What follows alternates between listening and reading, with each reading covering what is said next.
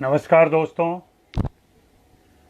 Cinema hall में आपका स्वागत है। आज मुख्य रूप से 2-3 बातें मुझे करनी हैं। एक तो है सबसे पहले कि ओटीटी पर अंकुश।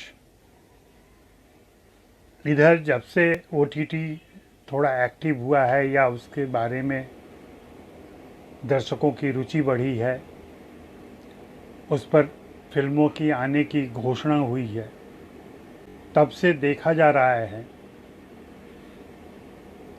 कि उसे लेकर के या उसे नाथने के लिए, उसे बांधने के लिए प्रयास भी जारी हो गए हैं। प्रयास ये किया जा रहा है, और ये अभी नहीं हुआ है, थोड़े समय पहले से शुरू हुआ है, कि क्या ओटीटी प्लेटफॉर्म पर जो चीज़ें दिखाई जा रही हैं वो उचित हैं या उन्हें किस हद तक दिखाया जाना चाहिए। सेक्रेड गेम्स, खास करके सेक्रेड गेम्स का जब प्रसारण हुआ था, तभी से ऐसी बहसें चल रही हैं। मेरा ख्याल है 18 के अंत से ये बातें शुरू हो गई थी। कुछ PIL दाखिल किए गए थे, जिसमें कुछ स्वयंसेवी संस्थाओं ने कोर्ट और सरकार से अपील की थी कि इन्हें सेंसर के घेरे में लाया जाए, इन पर पाबंदियां लगाई जाएं। हम सभी जानते हैं कि अभी फ़िलहाल ओटीटी प्लेटफॉर्म सेंसर के घेरे में नहीं है, और मुझे लगता है व्यक्तिगत तौर से कि यह होना भी नहीं चाहिए। हमने आज़ादी के 72 सालों में सेंसरशिप देख ली है, हिंदी फिल्मों में खास करके, और फिल्मों के बाद नाटक, साहित्य, बाकी तरीके से सेंसर लागू किया जाता है। उन्हें देखते हुए यह तो अनुमान है कि वहाँ जो लोग बैठे रहते हैं, उनकी समझदारी, उनकी सोच के हिसाब से चीज़ें लागू होती हैं।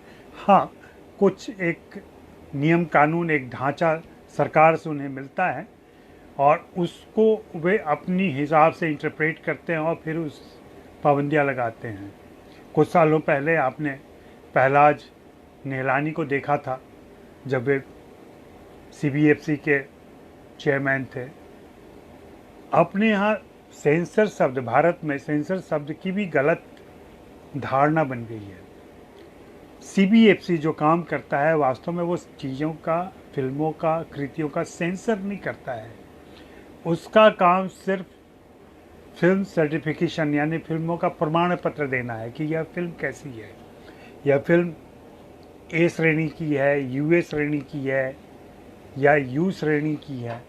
यह उनका काम है। उनका काम ये नहीं है कि फिल्म में ये दृश्य काट दिया जाए या फिल्म के ऐसे सीन हटा दिए जाएं।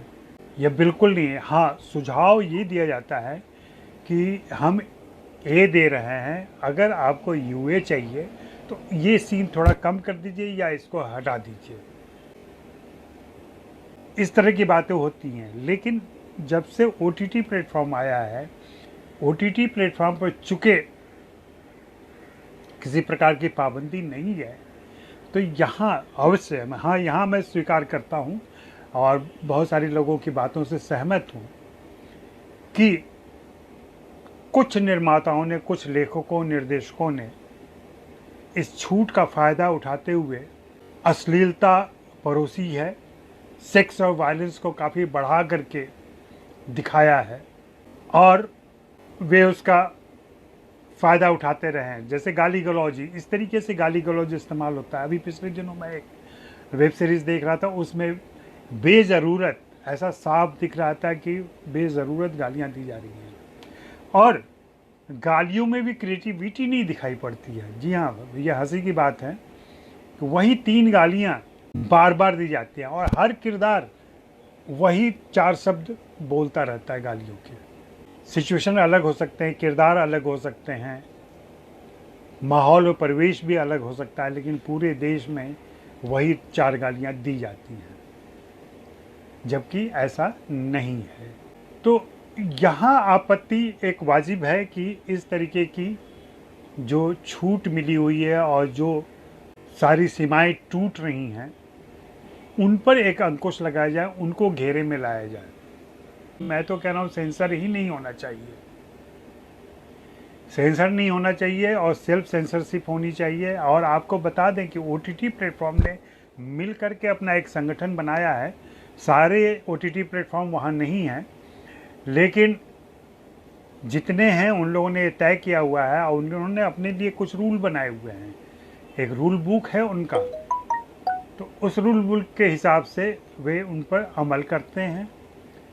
और कुछ बातें जो संविधान प्रदत्त हैं, संविधान के हिसाब से हैं, उसका तो पालन करना ही पड़ेगा। जैसे कि आप राष्ट्रीय झंडे का अपमान नहीं कर सकते, राष्ट्रगीत का अपमान नहीं कर सकते। राष्ट्र का मामला जब भी आएगा तो आपको इन बातों का ख्याल, उन भावनाओं का ख्याल रखना पड़ेगा। सवाल ये है कि हम समाज में किस दिशा में जा रहे हैं और किस तरीके से व्यक्ति की सीमाओं को खोल रहे हैं, उन बंधनों से आज़ाद हो रहे हैं। तर्क ये दिया जाता है कि घर परिवार में बच्चे देखते हैं और OTT प्लेटफॉर्म के शोज घर में आते हैं। मेरा वहाँ यह कहना है कि आप अपने घर के बच्चों को यह सीख क्यों नहीं देते हैं कि उन्हें क्या देखना चाहिए और क्या नहीं देखना चाहिए। ज़रूरी तो नहीं है कि जो चीज़ें दिखाई जा रही हैं, जो बातें की जा रही हैं OTT प्लेटफॉर्म पर, वे सभी उम्र के दर्शक एक साथ बैठकर देखें। और OTT प्लेटफॉर्म के शोज वैसे भी आप महसूस करेंगे और देखेंगे कि ज़्यादातर लोग व्यक्तिगत तौर पर अकेले देखते हैं, या पति पत्नी साथ में देखते हैं, या कुछ दोस्त मिलकर देखते हैं। जैसे टीवी शो या पुरानी फिल्में पूरे परिवार के साथ लेकर देखी जाती थी, वैसा OTT प्लेटफॉर्म के साथ व्यवहार में नहीं है। कभी कोई ऐसा शो हो सकता है, कभी कोई ऐसी सीरीज आ सकती है जिसमें पूरा परिवार इकट्ठा हो और एक साथ बैठकर देखे। तो इसलिए बच्चों वाला लॉजिक तो नहीं चलता है। बच्चों वाला लॉजिक ये हमारी आपकी जिम्मेदारी है कि हम अपने बच्चों की परवरिश कैसे करते हैं। उन्हें इस बात के लिए नहीं छोड़ा जा सकता और ना ही ये तर्क दिया जा सकता है कि चूँकि घर में बच्चे हैं इसलिए ऐसे शो नहीं आने चाहिए। इंटरनेट घर घर में, हर मोबाइल में आ चुका है और इंटरनेट के ज़रिए दुनिया की हर चीज़, सारे पोर्न हब से लेकर के तमाम चीज़ें मौजूद हैं और लोग देख रहे हैं। तो यह पाबंदी, यह समझदारी तो खुद को विकसित करनी पड़ेगी। और जो एडल्ट कंटेंट है उसमें एडल्ट की चीज़ें रहेंगी, उससे क्यों परहेज़ करना है। या तो OTT के सारे प्रोग्राम्स और सीरीज़ को सैनिटाइज कर दीजिए पहले। ये सेंसरशिप बेसिकली सैनिटाइजेशन ही है जो मांग की जा रही है, तो सैनिटाइज कर दीजिए उसको और फिर उस शो को पर्दे पे ले आइए। यह तो एक पहला मुद्दा था OTT पर अंकुश की बात। मुझे इस प्रकार के किसी भी अंकुश पर आपत्ति है और मेरा पूरे दृढ़ यकीन है और विश्वास है और मान्यता है कि ऐसा कुछ भी नहीं होना चाहिए और इस तरह की किसी भी कोशिश को ख़त्म करना चाहिए। दूसरी समस्या कलाकारों की वापसी, कलाकारों की जो वापसी घर की तरफ होने वाली है, हो रही है। हमने मज़दूरों की वापसी देखी, सड़कों पे नंगे पांव चले जा रहे थे, कोई आसरा नहीं। हमारी सरकार को ये सारी चीज़ें समझने में और देखने में 60 दिनों का वक्त लग गया, उनकी तकलीफ़ों को समझने में। सरकार के उन नुमाइंदों को मैं यह भी बताना चाहता हूँ कि इस शहर में मज़दूरों के अलावा एक और तबका है जो फिल्मों में सक्रिय है, जिन्हें हम छोटे मोटे कलाकार कहते हैं। उन कलाकारों के आजीविका की मुसीबत आ रही है अब, क्योंकि पिछले दिनों ये बात मैंने अपने ट्वीट और फेसबुक पर भी रखी थी और ये सवाल को उठाया था कि उन्हें अगर समय पर पैसे नहीं दिए जाएंगे, जो 3 महीने का लॉकडाउन है उनके लिए, उस लॉकडाउन को अगर कम नहीं किया जाएगा या ख़त्म नहीं किया जाएगा तो उनकी आर्थिक स्थिति लगातार बुरी होती जा रही है और उनका जीवन मुश्किल में फंसता जा रहा है। हालांकि उनकी संस्थाएं, सिंटा और बाकी संगठन उनकी मदद कर रहे हैं, लेकिन यह मदद पर्याप्त नहीं है और कोई कितनी मदद कर पाएगा निजी तौर पर या संस्थागत तौर पर। इस तरफ ध्यान दिए जाने की ज़रूरत है, क्योंकि अभी ऐसा लग नहीं रहा है, हालांकि बातें हो रही हैं कि जल्दी ही शूटिंग आरंभ होगी, उसकी सावधानियां क्या रहेंगे उन पर विचार किया जा रहा है। लेकिन मुझे ऐसा दिख नहीं रहा है कि हाल फिलहाल में जल्दी से कोई शूटिंग चालू होगी और लोगों को काम मिलने लगेगा। तो अगर काम नहीं मिलेगा तो जो उनकी घर वापसी, जी हाँ, मजदूरों के बाद कलाकारों की घर वापसी होगी, लेकिन ये दिखाई नहीं पड़ेंगे आपको। ये हो सकता है सड़कों पर चलते हुए वैसे न दिखाई पड़े, लेकिन स्थितियां ऐसी बन गई हैं कि वे यहाँ लंबे समय तक नहीं टिक पाएंगे। उनके लिए हमें कोई ना कोई व्यवस्था करनी पड़ेगी। हमें यह देखना पड़ेगा कि वे कैसे यहाँ रहते हुए अपना काम कर सकेंगे। पिछले दिनों मैंने देखा और पढ़ा भी कि कलाकारों के ग्रुप और कलाकारों के संगठन मिलकर के इस दिशा में प्रयास कर रहे हैं। उन्होंने अपनी आवाज़ उठाई।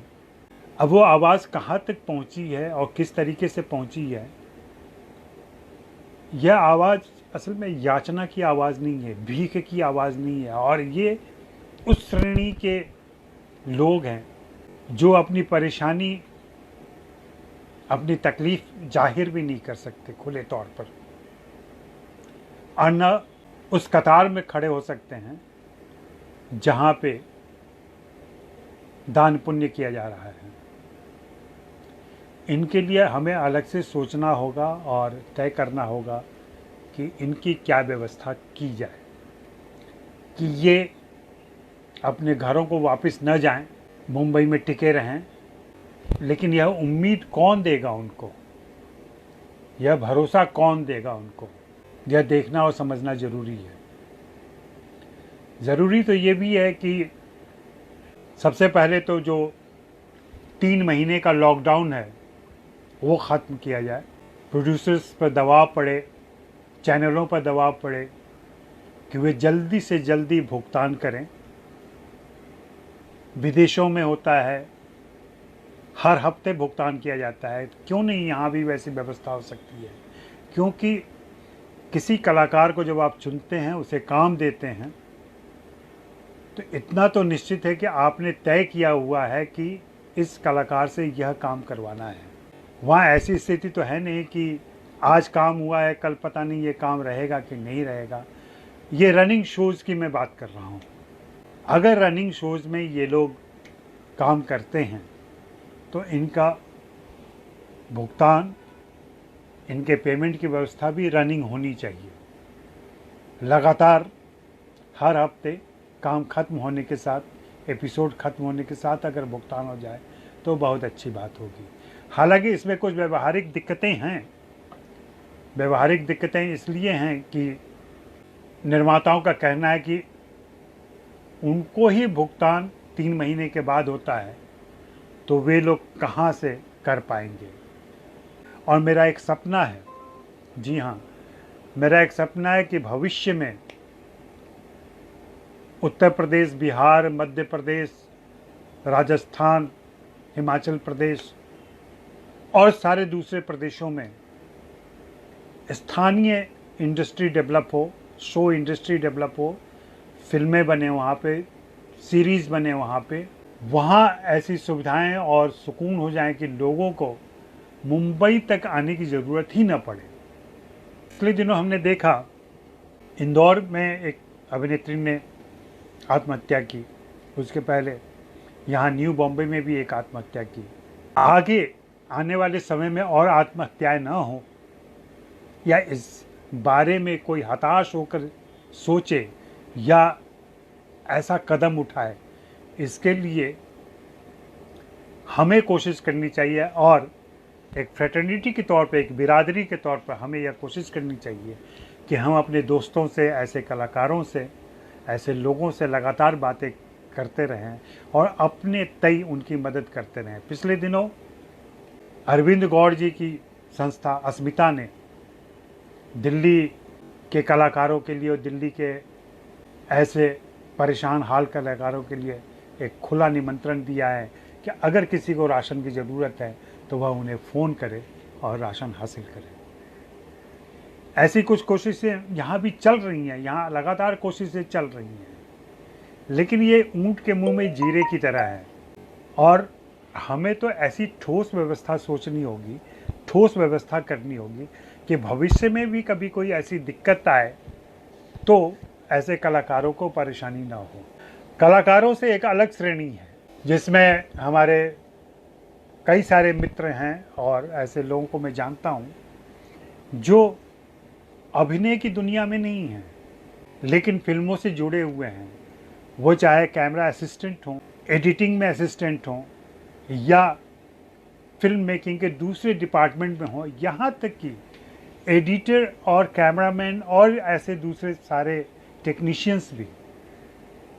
इन टेक्नीशियंस के बारे में भी, फ्रीलांसर्स जो हैं, इनके बारे में भी हमें सोचना होगा। इनके पास भी काम नहीं है।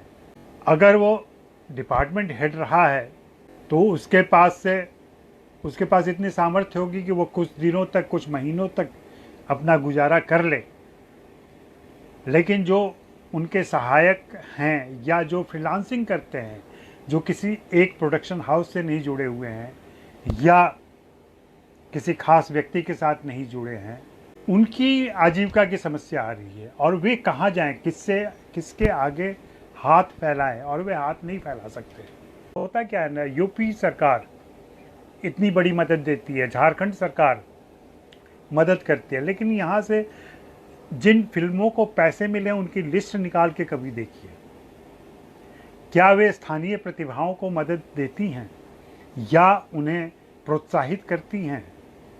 हो सकता है कि उनकी फिल्में गुणवत्ता के हिसाब से उस स्तर की न बन पाएँ जो मुंबई के फिल्म मेकर बना पाते हैं या मुंबई के फिल्म मेकर जिन कलाकारों को लेकर बना पाते हैं, लेकिन वो वहाँ का स्थानीय सिनेमा होगा, स्थानीय फिल्में होंगी, वहाँ की आकांक्षाएं, वहाँ की भावनाएं, वहाँ की संस्कृति उन फिल्मों में आएगी। वो मैथिली हो, भोजपुरी हो, अवधी हो, ब्रज हो, राजस्थानी हो, हिमाचली हो, झारखंड की संथाल से लेकर तमाम भाषाएं हैं, नागपुरिया है, इन सारी भाषाओं में फिल्में बनाई जा सकती हैं। अगर इनमें ज़रूरी नहीं कि स्थानीय भाषाओं में ही फिल्में बने, हिंदी में भी बन सकती हैं। हिंदी में क्यों नहीं फिल्में बनाई जा सकती हैं बिहार, यूपी और ऐसे जगह पे। और कलाकारों को मुंबई से बुलाया जा सकता है। और आप यकीन करें, अगर आपकी इंडस्ट्री स्थानीय स्तर पर मजबूत होगी तो मुंबई के कलाकार और टेक्नीशियन भी वहाँ जाकर काम करेंगे। मैं तो अपील करूँगा योगी जी से और शिवराज चौहान से, अशोक गहलोत से और नीतीश कुमार से और हिमाचल के चौधरी जी से कि आप लोग स्थानीय फिल्म इंडस्ट्री को डेवलप करने की कोशिश में जुट जाएं, ताकि प्रतिभाओं का पलायन, प्रतिभाओं का मुंबई आना थोड़ा कम हो और उनके ऊपर ऐसा दबाव ना आए जो मुंबई आने के बाद होता है, क्योंकि यहाँ उनका संघर्ष का स्तर बहुत व्यापक हो जाता है, बहुत ज़्यादा उन पर दबाव रहता है। मैं उसे रीजनल नहीं कहता हूँ, मैं स्थानीय भाषा कहता हूँ उसको। रीजनल शब्द करते ही कहीं ना कहीं हम उसे थोड़ा नीचा कर देते हैं। तो वहाँ शुरू से आप भोजपुरी के गीत देखिए ना, कैसे अश्लील गीत बन रहे हैं। और यह अश्लीलता से भोजपुरी में नहीं है, राजस्थानी में भी है, अवधी में भी है, ब्रज में भी है, तमाम भाषाओं में है। और ऐसा मान लिया गया है और ऐसा रिवाज चल गया है कि ये चीज़ें ज़्यादा पॉपुलर होती हैं, या हमारे दर्शक, हमारे जो स्थानीय दर्शक हैं, जो लोकल, उन दर्शकों को ऐसी ही घटिया किस्म की, फुहड़ किस्म की, अश्लील किस्म की चीज़ें भाती हैं। ऐसा नहीं है, आप उन्हें बेहतर चीज़ें दें तो वे पसंद करेंगे।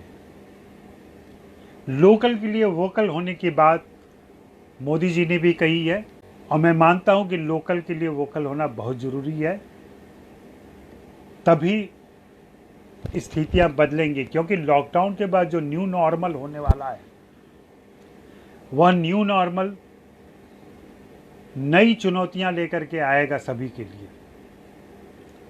हमें देखना पड़ेगा कि क्या हम उन चुनौतियों के लिए तैयार हैं। क्या हम भविष्य में जो होने वाला है या जो जिसकी संभावना है उसके लिए खुद को तैयार कर पा रहे हैं, या उन्हें समझ पा रहे हैं, उन्हें भांप पा रहे हैं कि क्या हो सकता है। फिलहाल तो हर कोई सहमा हुआ है, डरा हुआ है इस कोरोना प्रकोप से, लेकिन इसी में उम्मीद की किरण भी छिपी हुई है इस काली बदली के पीछे। तो हमें उसकी तैयारी करनी पड़ेगी और समय रहते तैयारी करनी पड़ेगी, ताकि लॉकडाउन जब खुले और सारी चीज़ें खुलें उसके बाद हम निजी स्तर पर, सामूहिक स्तर पर, संगठन के स्तर पर इनके लिए तैयार रहें। बहुत सारी बातें हो गई, और भी बातें हो सकती हैं, लेकिन जैसा कि चलते चलते कल योगेश जी का निधन हुआ, उनको श्रद्धांजलि, उनको नमन। उनके गीतों को आप सुने और याद करें। मुझे लगता है कि हिंदी फिल्मों में हिंदी की यह रवानगी लेकर आने वाला गीतकार इस स्तर का दूसरा कोई नहीं है। यहाँ के छल प्रपंच और गलाकाट प्रतियोगिता में योगेश बहुत अधिक कामयाब नहीं माने गए। कामयाबी का मतलब यहाँ ज़्यादा से ज़्यादा फिल्में और ज़्यादा से ज़्यादा चर्चा की बात होती है, वह नहीं हो पाया।